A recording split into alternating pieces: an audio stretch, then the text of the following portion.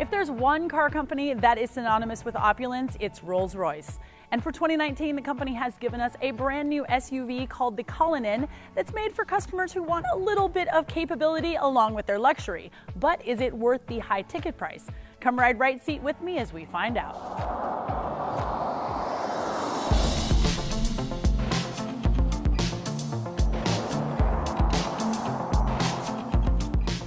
So driving the Cullinan is like driving a cloud. Rolls-Royce calls it magic carpet, and really, that's no exaggeration. Stereoscopic cameras scan the road ahead, and then the air suspension adjusts every millisecond, so you're always getting the best ride possible. Potholes are just skimmed over with nothing coming into the cabin at all.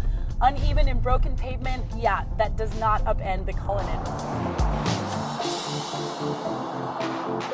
Under the hood is a 6.75-liter twin-turbocharged V12 engine, which is putting out 563 horsepower and 627 pound-feet of torque. That's going to all four wheels through an 8-speed automatic transmission. And here's what's really cool. This transmission is connected to GPS, so it always knows what's going to happen on the road ahead. The result is that you've got a transmission that is like invisible. I have been driving this car for a week and I haven't felt any shift at all, either up or down. Now, when you stop on the gas, this 6,000-pound behemoth goes forward with a quickness that does belie its large footprint. I mean, this guy is big.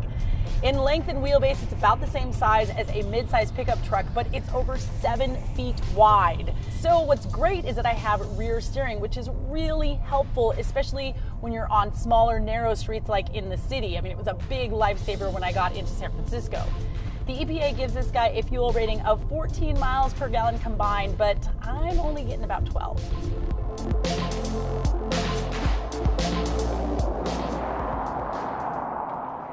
There's a little bit of weight to the steering here in the Cullinan, and I'm actually getting a little bit of feedback from the road up into my hands, which is really nice.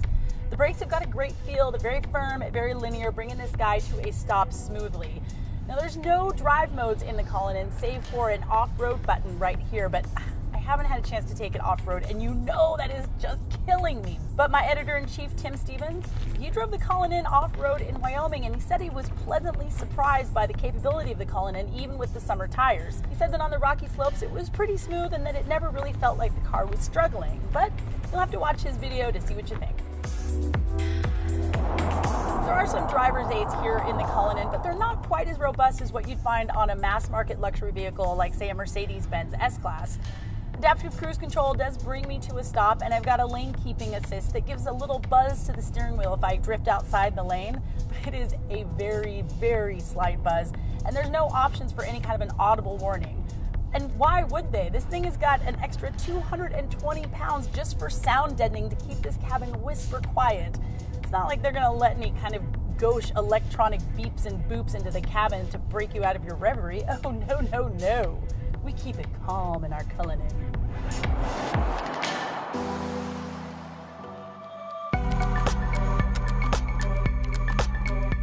And what of the inside? Oh, my friends, it is heaven. There is the best leather on any surface that you see, and I've got these great tactile switchgear here that just gives me so much pleasure. I don't know why. I love pushing and pulling these vent knobs so much, but I could just sit here and do it all day. Lamb's wool carpeting just urges me to take off my shoes and make little fists with my toes. You know, I mean, it's better than a hot shower and a cup of coffee, am I right? These front seats, they're heated, they're cooled, they're massaged, and they're adjustable 6 ways to Sunday. Plus, my rear seats are heated. Plus, the center console and the armrest in both the front and the back are both heated. I mean, for someone who's cold all the time, this car is a dream come true. Doors can be closed from the inside with a button right here under the dash. And should you be caught unawares in a rainstorm, don't worry. There's an umbrella in the door jamb on both sides.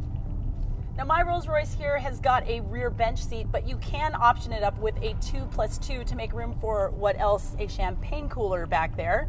There's plenty of leg room, as you would expect, and plus I've also got what Rolls-Royce calls picnic tables that fold out from the seat along with a screen so I can control the infotainment system from the back.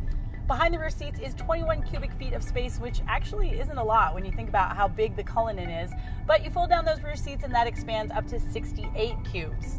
You can either keep that load floor as 2 levels so that nothing in the back can slide forward, or you can lift up that load floor so that it's at least even, if not flat, with those rear seats.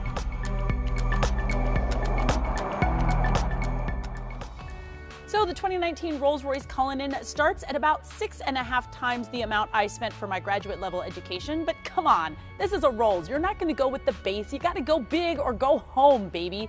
This one has got $8,700 for the illuminated Spirit of Ecstasy hood ornament, and it's got a $10,000 stereo system, bringing the final price up to $399,275. But that does include the $2,500 for destination and the $2,600 gas guzzler tax. Look, if you can really afford a Rolls-Royce, I mean, really, you can go to the dealership and plunk down the money, just buy it. If it makes you happy, just buy it. You have my permission.